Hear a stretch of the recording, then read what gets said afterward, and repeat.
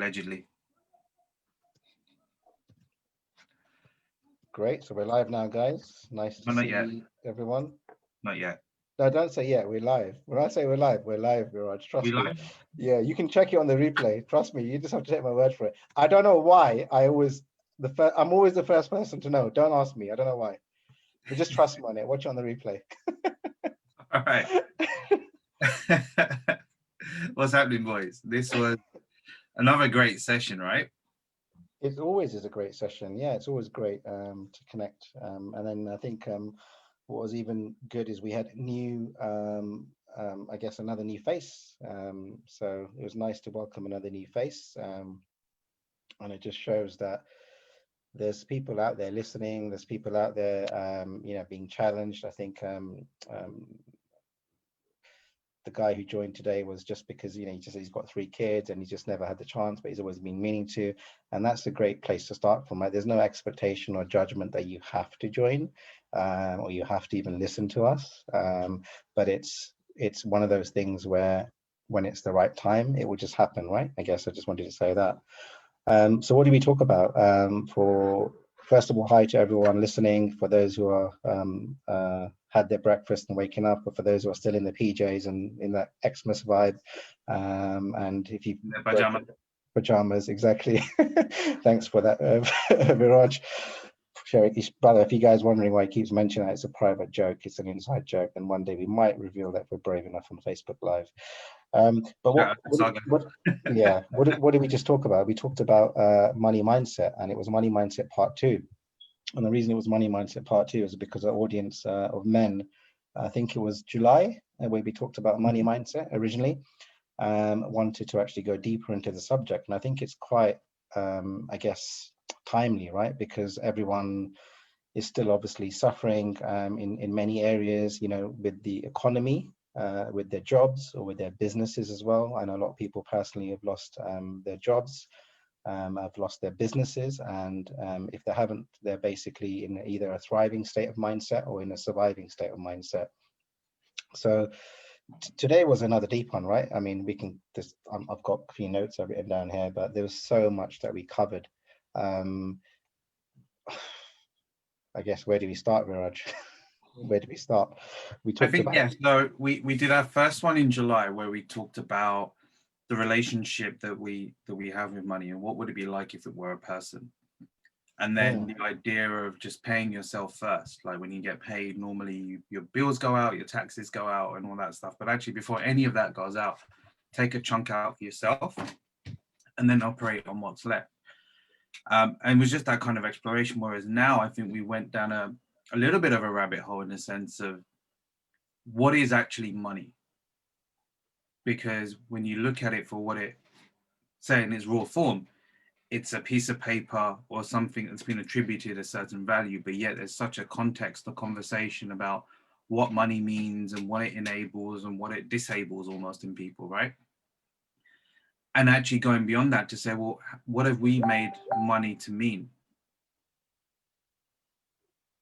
yeah, and there was many facets, wasn't it? And I don't know how, but we always end up in spirituality towards the end. So we went on this roller coaster of a ride of what our personal relationship with money has been, and a few of us shared personal examples, and what, I guess, is it good to have money? Is it bad to have money? And also, I think there was a couple of men who shared examples of where they've got affluent friends and they may not be in an affluent situation and they felt compelled in being in a pressured environment to then compete with them. Compete meaning, I guess, to level up and I guess raise their level or of their expectation to meet their friends' expectation, knowing that they can't afford to do that actually physically. So there was many dimensions to it, right? That we covered. There was lots of books shared. There was lots of blog articles shared in terms of what's helped, with having that. There was talks about The Secret. There was talks about Ken Honda's book, etc. You can drop it in the comments, Viraj, when you get a moment. So, it, and I guess at the end of it, it was subjective to what your version of abundance means and what is your definition of rich. right? And I think one of the great examples is what you shared, Viraj, right? Is that little boy who, and if you guys don't know, please find this on YouTube. I don't have the link in front of me here, but maybe Viraj can find the link, of a young boy.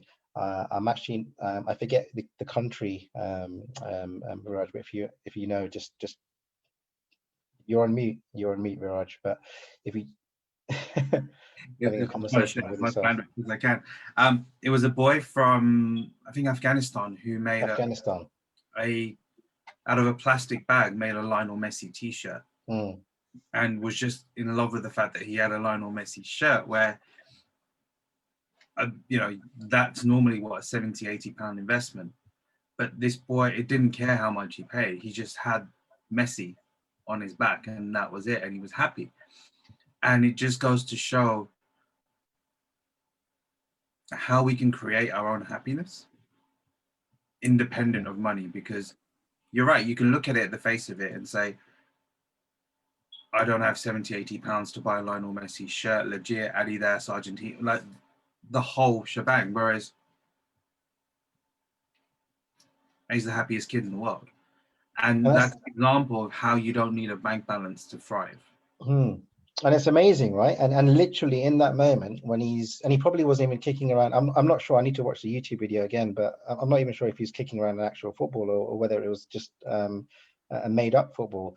But in that moment, in his mind, in that young boy's mind, he's literally the happiest, abundant mindset child, right? Wearing in his mind the original Messi t-shirt. And I think it just goes to show that. Um, and it's really, really powerful and deep. And I was sharing that I was talking to, um, I, I just finished a course in the role I'm attending with Aston University, and the sponsor of the university, Janice Howard, who, an interesting character. Definitely look her up. She's the only, well, I say only, she's the first, let me get this right. So she's the first Black billionaire in the world, female billionaire in the world.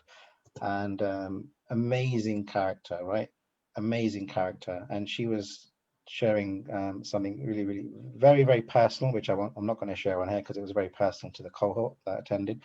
But essentially, to summarize it, she was defining her whole life up until this very moment now, and saying that if she was to rewind back and not have any of that money, and she's given quite a lot of it away and helping other people, that the most richest people are often the most unhappiest. And we've all heard the saying, right? Etc. I mean, it's not binary, like it's not that binary that it's a fact, but mostly it is, because and then we led on to a conversation about, it's not necessarily that money's good or bad. It's a tool, and it's a necessity, obviously, to pay bills, your mortgage, etc., provide food on the table, shelter, clothes on your back. But at the end of it, it's what your relationship is with money. And then we touched on your social conditioning, your circle of influence, your friends, whether where all those facets, right? And as men, we know that sometimes we spend stuff on things that we don't need, right? We just don't need. And it was just a massive, I guess, roller coaster of a conversation of how it was subjective and it was individual to everyone. I mean, Hovan, it was interesting to know that everything was interpreted differently, subjective to what your life experience was. Yeah, and it was. I found it interesting how not many people understood that it's all about the financial freedom part, and what everyone tries to, when you think about being rich, or having finances, everyone starts to put a number on there, and it's really not about the number. It doesn't matter. Like, you could be financially free at, £50,000 or £1,000,000, and you can be happy at £50,000 or £1,000,000. It's really, you need to kind of just look at yourself and going, what's making me happy? Have I got enough freedom to satisfy my needs and wants, really? And when you kind of look at it in that way, what happens is your worries and your fears relating to money kind of just drop out. The attachments to those fears and fears, money, worry, all of that goes, and that kind of brings in more money. it's a phenomenon of this universe, but it's the more blockages you get rid of, the easier it flows in. And the key is that the relationship you should have with money is that you are financially free, and that would ensure that you will always be financially free. And then that number could be anything. It doesn't really make a difference. Yeah, we literally did a bit of an internal survey, didn't we, with all the men, and only because one of the men put up a link to a what's referred to as the magic check. So if you guys haven't heard of it, it's a reference to the book or the Amazon Prime documentary called The Secret. And then that just led to another thread of conversations, right? And we did a bit of an internal survey saying how many of the men in the private Zoom that we just had a chat with actually practice daily visualizations, right, and affirmations. And I'm sure everyone's heard of affirmations and visualizations, right? And if those of you don't know what we're talking about, I'm happy to we'll take any questions if there's any comments, because I can't see the comments on Facebook. And then we did a survey, and literally it was 50% of the men have heard of it but never practice it or never have practiced it, and 50% of the men are actually practicing it daily. And it's one of those kind of woo-woo things, right, where you think, for the men, if you're ever I guess for the audience listening, if you're one who doesn't believe in that kind of stuff, you think, no, this is, what is this, what are these guys talking about? But it's a personal journey, and until you actually see something that you can touch, smell, taste, feel to be real, you're never going to believe on it anyway, right? Apart from religion and spirituality, I'm not going to go into those two subjects, because we'll go deep into another subject. But I think even on that point, right, because I think, yes, the idea is that for something to happen in reality, you have to create it in your mind first. Yeah, absolutely. And then it's, you strengthen that belief and that resolve, and actually be grateful for having something you haven't received yet. Yeah. Because that's where you're creating the space and the environment. And even sometimes, like we kind of segued into this, that affirmations don't always work. Because I'm just putting something in the chat now as well, but the reason why is because we say an affirmation at the conscious mind level, which is only really 10%. We've got 90% of our subconscious telling us, now I'm not believing it. Mm-hmm. Whereas if we can change that affirmation to an affirmation, which means that your statements and questions are there to take form in your lives, you're now creating the condition. You're basically speaking to your subconscious mind to say, okay, tell me why I have this thing, which you haven't got yet, but you're talking to it like you already have it. And therefore your patterns, your speaking, your behavior start to, as they say, law of attraction, begin to create the circumstances in which to receive it. And you've just got to keep reminding yourself of that subconscious conversation, that visualization, reminding yourself that I'm in the space of the place that I want to get to. Mm-hmm. How am I there? What have I done to get there? Yeah, exactly. I think that the heart of it is what you said earlier, which is the essence for me. I'm happy to hear what everyone else thinks, is you have to come from a place of gratitude, first of all, of what you do have. And the underlying thinking behind that is your intention has to be a pure intention. But yeah, now we could, we could literally go hardcore in this subject, like, for the next 3 hours, but look, all three of us practice it, so that's why we're kind of all nodding our heads and saying that it works, because we've got many examples that we can provide where it has worked. But none of us were born into it. None of us were practicing it when we were babies, etc. And we're not saying that it's this kind of magic thing theory that only we know. It's all out there. It's free information. It's either you understand it or you don't understand it, and it's not coming from a place of intellectual thinking. It's more of a case of spiritual thinking, right? So anybody who's into spirituality will know that you create your own abundance, whether that's relationship abundance, whether that's service abundance, whether that's financial abundance, or that inner joy, right? It comes from your own thought. Yeah. And the reason why it works, what Viral said about affirmations, is, say, I'm just going to pick on a question where you ask yourself a question saying, how can I be financially free, or how can I receive £10,000? Now, you asking that question to yourself again and again and again, what that does, it tells your subconscious brain to be like, how actually can I get this? and then you are yourself would put in the work. You would find the motivation within yourself to actually go and find a way to get that.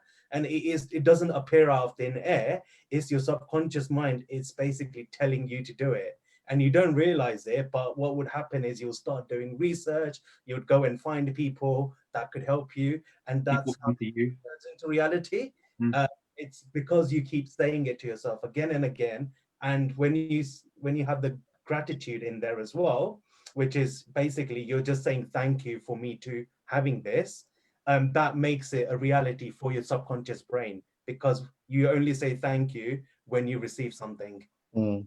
And when you keep saying thank you, your subconscious brain's like, oh, I'm actually need this, I'm going to get this. And then it will tell your normal brain to go and get it and how to do it. So it is, all the power is within you when you do these kind of things. Yep. It's And powerful and simple when you think about it. It's just building that habit, right? Of just putting that out there into the universe, because that's what the law of attraction is. You've got to send something out to bring something back. I call it like the boomerang effect. Like, you've got to keep throwing these things out there and something will come back to you. Yeah, and I also find it amazing how when we first started off doing these sessions, majority of the people weren't quite into this whole spirituality or having law of attraction and all these topics. And now at the end of the session, there's always one person that mentions, oh, we actually, this links into spirituality, or this goes back and links into basically what we've been always talking about. And it's nice to see that everyone's starting to click and seeing how important whole thoughts and feelings and everything is to the actual physical reality. It's interesting because that's not something that we lead with, but yet No, it somehow, some way yeah, comes back to almost wherever we're at, the universe is doing its thing, and we've just got to keep tapping into it and putting those vibes out. I think what's interesting was how people's money mindset and habits have changed since we've been in lockdown, because people haven't been commuting, they haven't been eating out as much. Has that, and Manoj and I were speaking earlier, but has that changed the way people see or even use their money? Or are people just kind of, I know sometimes I do it, and a bit of retail therapy, just buy crap off Amazon for no reason. I think we've all been, look, I think we've all been there, right? We've all had, whether you're men or women, right? Everyone has experienced retail therapy, right? It's like the stuff that you do with food, right? Where you eat stuff that you know is not good for you, but in that moment, you're going to get that high, Yeah. right? And it's like what Amazon thrive off, right? Impulse buying, where subconsciously your data is not secure, contrary to what everyone thinks. So if you look for something on Google and you start having an ad for that gadget, well, guess what? It's because they're tracking your cookie and they're following everything and your behavior and your habits, and then leading you to actually press that magic button, right? Or in your case, not magic button, because you might be spending too much on Amazon. And me, yeah, exactly. But we've all been there, and I think it's one of those things, and it's interesting, and I think it may be different for different people. But I guess one of the benefits of for those of you who are working from home, obviously you're saving a lot more on fuel. That came up in conversation, about the last session when we did in July. It certainly did, about money mindset. You're spending to some degree more time with your family, because you may be coming home earlier, so you've got time with your kids and your family, etc. So I guess it's relative to the individual, and I think that's the main basis of the conversation, right? It's everyone had a completely different opinion of where they are in their business, in their job, or if they're unemployed and they're looking for work. And obviously then the rest of it, the fears of not having money and you're having your bills to pay, or for those of us who were in the thriving mindset, how do I continue to be on that thriving mindset? So it was interesting just to hear from all the different men on where they were in that situation, and then some of the, not even tools and techniques, but some of the thoughts that they were going through, and some of the challenges, and also some of the wins, right? I think it's important to celebrate your wins as well, in whatever they are. So it was a really interesting conversation. But you're right, it always tends to end up in spirituality. And that just makes me smile anyway, when the conversation's ending Just that got a way. comment from you, Rajan, in the chat. Affirmations fail within our belief system as we're more likely to be accepted and affirmations fail within our belief system. Affirmations are more likely to be accepted and likely to happen. He's shared a link from Guy Winch on the rejection theory, which looks quite interesting. We'll definitely check that out. Thanks for sharing that. Definitely, thank you. And and Yuvraj is like a regular. He always shows up right every 2 weeks without fail. And for those of you who don't know, he joins all the way from Malaysia. So amazing. It's about 8 o'clock, I think, in the evening now. In 9:15 now in Malaysia. 9:15. Wow. So absolute legend. So thank you for always showing up. Thank you for showing up. Any other points that you guys wanted to cover that we, I mean, there was so much that we went down. I think maybe set a bit of a homework assignment actually. So I asked this question. I don't think we didn't have a chance to get into it, but it's part of a seminar that I'm part of right now. But I'd like everyone right now to work out how much up to date that they've earned so far, and how would you then manage that if for the next 10 years you knew exactly what you were going to receive? And how does that shift your perspective? It's a when you guys do work out, your mind will boggle when you do the calculations of how much you actually did that. Do you want to repeat that one more time, Viraj? Yes. So up to now, work out how much you've earned to date. And let's say if you take the average of that and say that's what you're guaranteed to get for the next 10 years. How does that shift your perspective on how you are going to handle your money? I'm guessing it'd be a massive wake-up call to everyone, right? Once they physically write that number down, whatever that number is. And it's not about the number, it's about your relationship with what you do with it, if you were to get it. And not if, because you probably will, because it's an average, right? And it's shocking when I haven't done the calculation, but I've done a rough calculation and it's shocking. Yeah, it's a high number, but it's shocking. I certainly don't have that currently, but it's an interesting introspective question of, you do have it because you're continuing to work towards it, and if you want to have it, 10 years from now, your behavior has to change right now, this very second, right? Because when you think about how much you've earned, and then you look at, of course, you've got expenses and things like that, but how much you'd like to have, let's say, as a saving. And then look, okay, what's the gap? Where's the leaky pipes? But actually, if you're good with where you have as well, so it's more of an assessment. Are you thriving or are you surviving? And if you knew exactly how much you were going to receive, how does that change your behavior so that you can still thrive independent of what that number could be? Yeah, and you just remind me that one of the men in the audience, in our room, private chat, actually asked the question, what do you mean by thriving, right? Because is thriving associated with a number or financial abundance, right? Or having a lot of money? And we said not necessarily, but that's naturally how it's perceived, right? And we said that what you have, Viraj, or what you have, Havan, if you're thriving, my definition might be that's surviving. And it comes down to just how much, I guess, waste that we all experience, I guess, whether that's food waste, whether that's money waste, whether that's energy waste, time waste. Which one? Energy waste, time waste. Yeah, energy waste, time waste, even relationship waste, right? Whether it's friends or personal relationships, etc. And it just, I think for me personally, I'm sure I'd love to hear what everyone else thinks, is that because of COVID, it's made me more grateful. It's made me more appreciative. I've always been about being present in the moment, but I'm much more really thinking deeper now of when I'm with someone. It doesn't actually make a difference if I'm on a Zoom chat or I'm on a Facebook chat. I should still be present in that moment and not like flicking on my phone or having another screen on the other end, etc., because that's equally disrespectful, right? As if we were to talk face to face. So it just makes you feel appreciative that how much you can actually thrive on with a lot less, if that makes sense, and how much you don't need.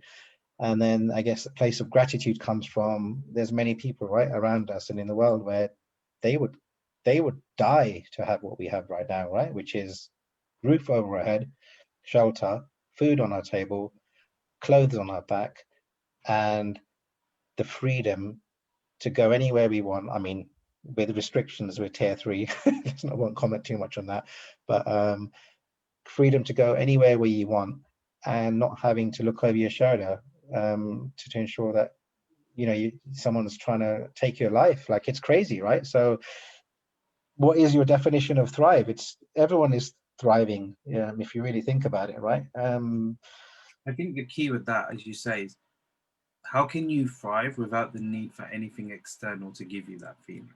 Yeah. And the money side of money is just an innate money, like you said, money is just an energy, it's a resource. How can you thrive with it and or without it? Because that you don't need anything around you in order to have experience that feeling, as we saw with that kid in the Messi shirt. And it's actually, and maybe that's another question, is actually how can you thrive without money being a factor? Maybe just reflect on that. But I guess it's also it's a simple and profound question stroke statement in its own sentence, right? Because it depends relative to which each person who's listening is in their current situation. And then on a deeper note, it's talking about inner joy, right? Meaning being content with what you do have and what you can make of something from nothing, right?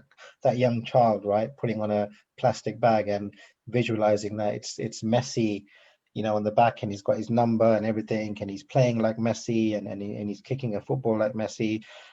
He's visualized his version of happiness, right, and joy. And that's just an amazing example of taking something from absolutely nothing and making it everything, and not having any attachment to the actual currency or the tool or the money. To me, that's real wealth, when you can give real, that to yourself. It is 100%. And we also touched on another topic, just reminded, we touched on that. One of the, I think it was Yuvraj himself actually, who posted on the private Zoom chat about that money did not have any value, right? It only had value when people put a president on there or a person of royalty on there and added a number, which meant it was a currency, right? And in the olden days, we all understood the money concept as the barter system, right? So in some parts of Kenya right now, so I was born in Kenya, Mombasa, the barter system still exists in some places, which essentially means an exchange of a good for a receivement of another good or service. And it's not money, but it's the same concept, right? It's the same concept. Another, we won't mention his name because we don't have permission, said, what would you guys think that I'm a cheapskate if I found a book that you guys paid for where I found it for free? Now, that opened up a whole raft of different questions, right? From you're just smart for doing it, or potentially you might be a cheapskate. Obviously, it was friendly talk, right, amongst the men, but it's interesting, right? To know it's natural to haggle. And then another man commented saying, how come people are always shocked and say how much when somebody says how much you charge, or when you go to buy something? And it's having that association and not respecting that person, him or her, on 20 years of accumulation, that intellectual property, knowledge and experience, and then doing something. And the example given was actually an operation, just to share with everyone. It was an operation done by, I think it was a father took his, remind me guys, was it a father took his son to his hospital or something like that, and the surgeon done an operation, and after the operation was done, the father got landed with a $20,000 I guess settlement fee, right, in terms of the cost of the service. And the father said, how much? Like, as in, like, in shock, like, how much? Like, really? £20,000. I mean, that's a pretty extreme example, because that's the value of life, right? But the same argument can be applied to many things where you kind of don't respect, right, in someone providing a service or product. And I've seen it loads of times with friends that I know of, and they're shocked by their family, who think, really, how much? Like, is that, you really charge that much, or this product really costs that much? But then what you don't get is, it's a personal choice, right? No one's forcing that person to make that transaction, if that makes sense. And it's having respect. It's just mind-boggling sometimes, I guess. Yeah. The value, isn't it? Like sometimes when you get something for free, you probably don't appreciate it as much. Yep. Or do you use it to its full capacity, which is really, really interesting, because it's, if you take the money out of the equation, if you gave everyone the same resource, how would they use it? Mm. So it's got nothing to do with money. It's more mindset. Yeah, and it's the personal value that you impose yourself on whatever you're, I guess, purchasing, right? Yeah. No, interesting one. Stuff, right? Yeah. Well, listen, we can talk about that for ages, but it's an interesting one. I can't see any comments. I'm not sure if there's any questions or anything. No. I mean, you've already shared a couple of links in the chat, which is great. We've got a few people joining live. But yeah, I know it's the Saturday before Christmas. I'm sure people are out and about getting their shopping in, so the replay will stay here for everyone as well. Let's wrap up. So 2020, this is our last one for 2020. Next one, 2nd of January. 2nd of January, yeah. Literally. Is it reflections and realizations? Is that No, is that 2nd of January, we are talking about, drum roll. There's so many. I know we got I can't remember which one it is. So yeah, on the 2nd of January, our meeting is on Your Body Matters. Okay, quite timely, right? Because everyone's probably going to be eating loads of stuff that's not good for them, and then making New Year's resolutions, right? The classic. Well, start with health, right? Why not? Yeah, no, definitely. Well, listen, we look forward to having everyone back with us in the new year. We definitely, I guess, from all of us at Mindful Men's Club, so Havan, myself, Tilak, and Sagar, also the other two men who couldn't be here, we just wish everyone a really, really super blessed Christmas, whatever you're doing. Stay safe, enjoy yourselves with your loved ones and family, and hopefully 2020 is going to be a better year than, well, 2021 is going to be a better year than 2020 was. If you experienced a bad year, and if 2020 was blessed, then hopefully 2021 is going to be even more blessed. And have an amazing weekend. Massive shout out always to our sister groups. We can't always close off our lives without doing a massive shout out to Reroute. So if you're female, 18 to 35, definitely check out Reroute on Facebook. And the mental wealth group is basically for females, but that's basically any age from 18 upwards, and definitely check them out as well. And they're on our Facebook. We wouldn't be here without them, so thank you for that. And thank you for all the men and women who watch us and support us, both in silence and both be proactive and I guess message us and comment. So thank you very much, and thanks for spreading the word as well. Brilliant. Have a good one, guys. Stay safe. Yeah. Bye-bye. Bye.